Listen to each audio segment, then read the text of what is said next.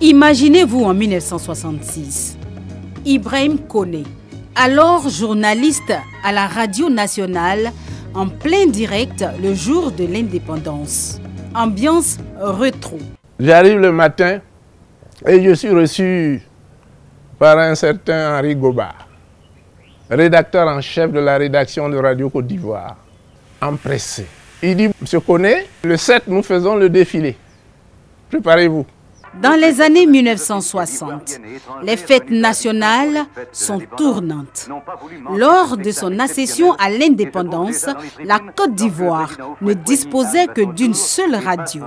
3 ans plus tard, naît la télévision ivoirienne. Ces 2 canaux, rassurent les précurseurs, ont toujours assuré. Près de 2 décennies. Passé à la RTI, Ali Koulibaly, journaliste émérite, est une figure symbole de la Maison Bleue. À notre époque, j'ai eu en tant que journaliste à la radio, à la télévision ou responsable dans ces 2 médias à vivre cet événement marquant pour la vie nationale.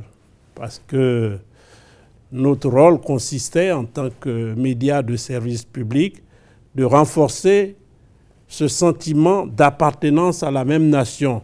Des directs, des flashs, des magazines, des éditions spéciales, des journaux télévisés, tout se fait à partir de la ville choisie pour abriter la fête. Pour l'équipe technique, le défi est de taille. À cette période de fête-là, la RTI fait tout, met le paquet au niveau de l'outil de travail, au niveau des hommes même choisis, parce que parmi les techniques, c'est les sommités qui se rendent là-bas. Parmi les sommités d'un jour comme celui de l'indépendance, Brou Aka Pascal, journaliste sportif, et Marie-Paul Guégué, présentatrice. Déjà depuis le matin, vous êtes stressé pour préparer cette journée-là. Partout, vous pouvez faire n'importe quoi, toujours rattraper, mais au journal télévisé, c'est un direct, c'est toujours difficile de se rattraper.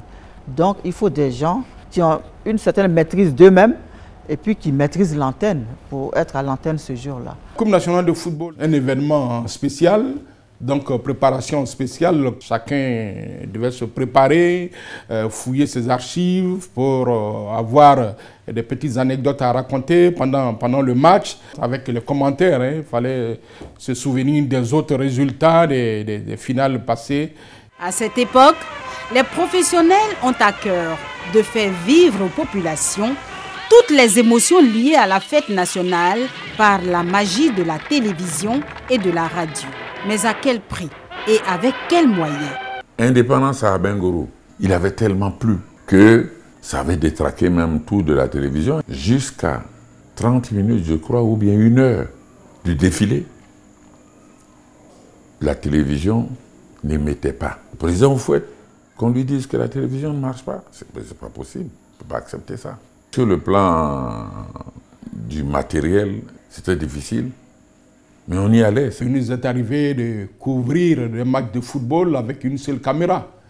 Et les finales dont je parle là, qui étaient retransmises en direct, on les faisait avec 2. Quand on avait 3 caméras, on était très heureux. Mais c'était souvent une seule caméra.